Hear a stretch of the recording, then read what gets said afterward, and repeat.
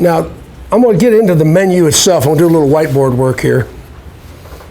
Now, everybody has a menu, I assume. Anybody here not using a menu of some kind? Everybody uses a menu.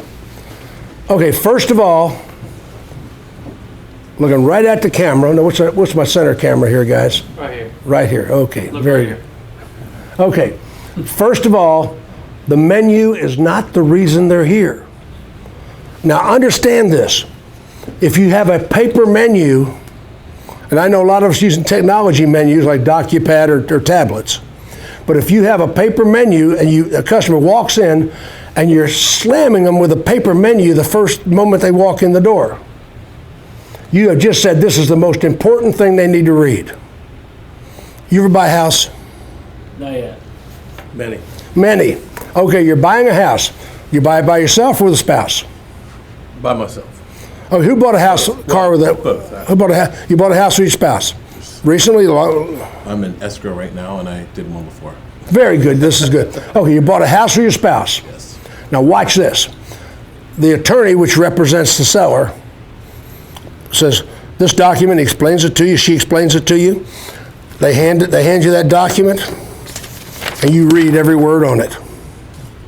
And you hand it to your wife, as she reads every word on it. And you look at each other, and you sign it. Then the second document. They explain it, you look at it, you hand it to your spouse, you look at each other, and you do this. The 44th document. You're just signing shit and doing this. Right? So in other words, the menu is not the most important reason you're here. It is just another routine document in the stack. Everybody got that? If I can make the menu the third, if I'm using a paper menu, if I can make it the third document in the stack, I'm much better off than if I start right out sitting there with it in my hand and make what are you laughing about? Exactly. I don't want to make it the most important thing. Now, Mr. Customer, this is an odometer form. This says that we didn't go under the dashboard with an electronic device and roll back your odometer. Mr. Customer, this is another odometer form. This says that you didn't get up under the dash and roll back the odometer on a trade-in. You didn't do that, did you, Martha? No, I didn't do that. Okay, just recite here you didn't do that. You know, you see me playing with the people a little bit? You know, that's not taught in other F&I schools. I mean, no, they're teaching those strict word tracks. No, play with the people. Have fun with the people. Buying a car is an adventure, and then they go meet the mortician in the F&I office. You know, quit it.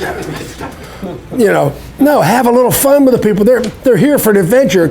A car is an exciting thing, and we're drizzling. You know, we're doing some boring stuff here, guys. Make it fun. And you know, you got to know the fine line between obnoxious and having fun. You don't want to be obnoxious, but you want to have fun.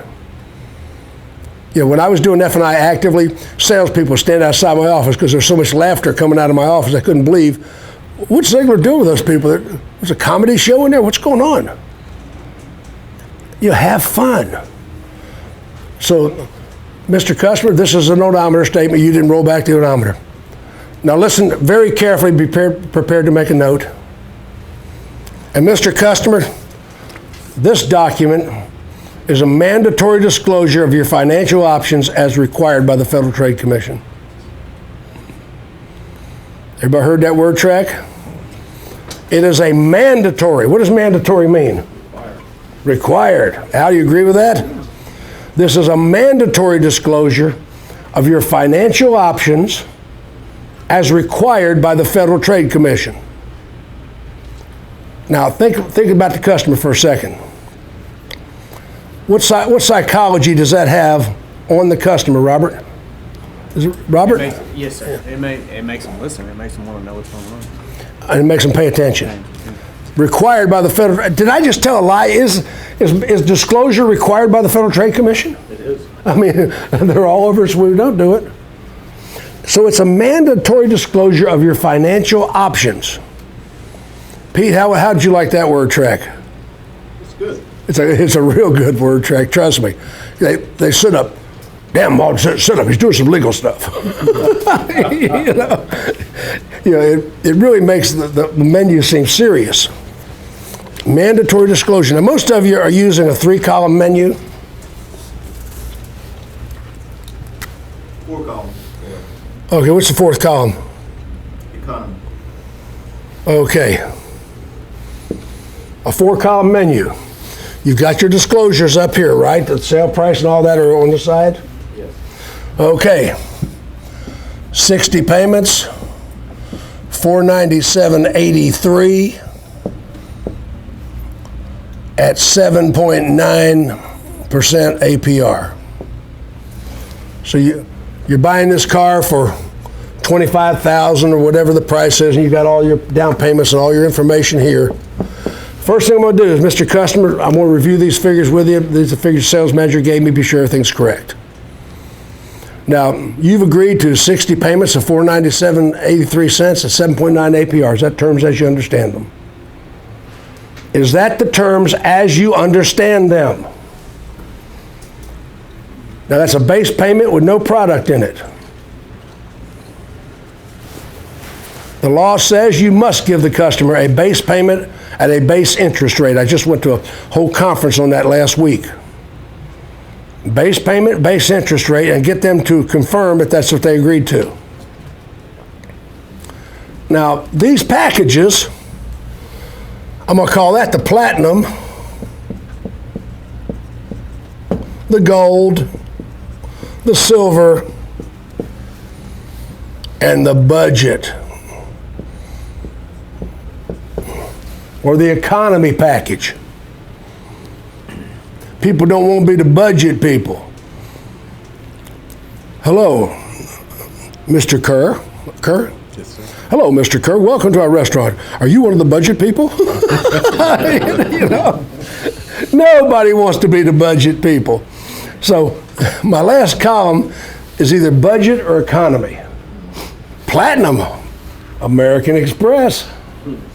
Gold, silver. Now, there are people out there that will tell you that's illegal. There are service contract companies and other people that are teaching F&I schools that say it's illegal to name the packages. And I say to them, what law? I have spoken at 3 NADA conventions on compliance. I'm one of the best legal compliance expert layman, not an attorney, in the industry. What law are you talking about? Because people in the car business have a tendency to pull laws out of their butt. Oh, that's against the law. And I always say, what law? Exactly what law are you talking about? So don't be fooled by people. There's some books out there called Car Law. Car Law is a definitive book that every F&I manager needs to buy. Car Law. Written by an attorney who is a car lawyer attorney. Unbelievable. You need to order that book online, get it, Car Law. It'll tell you what you can and cannot do. Anytime you have a dispute on the showroom floor, get the book Car Law.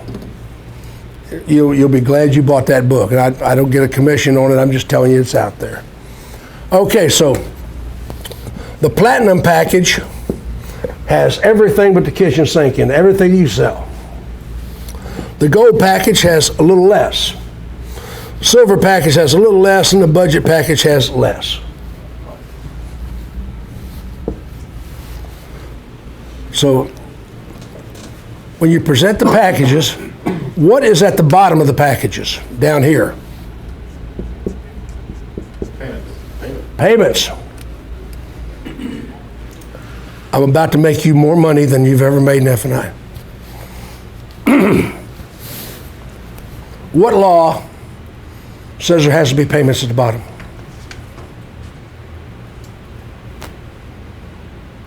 What law says these service contract providers, for selfish reasons, have invented the menu with the payments at the bottom?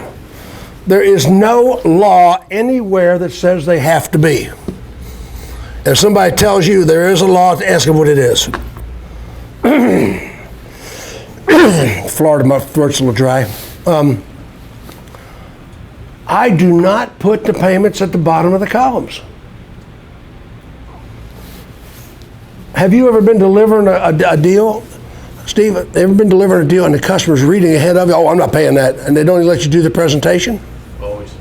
Always. Don't put the payments at the bottom of the columns. Mr. Customer, if it was affordable, which package would best suit your needs? If it was affordable, which package best suits your needs? Well, I like the gold package. Would you like to see the payment options on the gold package? Now I plug that in. Oh, before I do that, Mr. Customer, is there anything that's not in the gold package that's in the platinum package you'd like me to add back? You can do that pretty easily with DocuPad, can't you? Yeah. Is there anything that you would like to add back to that package before I show you the financial options? How good is this? You know it's going to make you some money. You take those payments off the bottom of the menu. It will make you a ton of money. Absolutely. Now, Mr. Customer, this is our platinum package. This is the package most of our customers prefer. It's our most popular package. Did I say it's the one most people buy? It's our most popular package.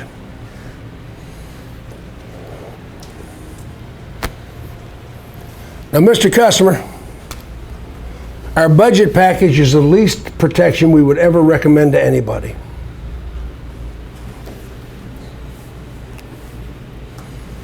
So when you're going through your menu options, this is our most popular package, the one we most highly recommend. This is the one that is the least coverage we would ever recommend for anybody.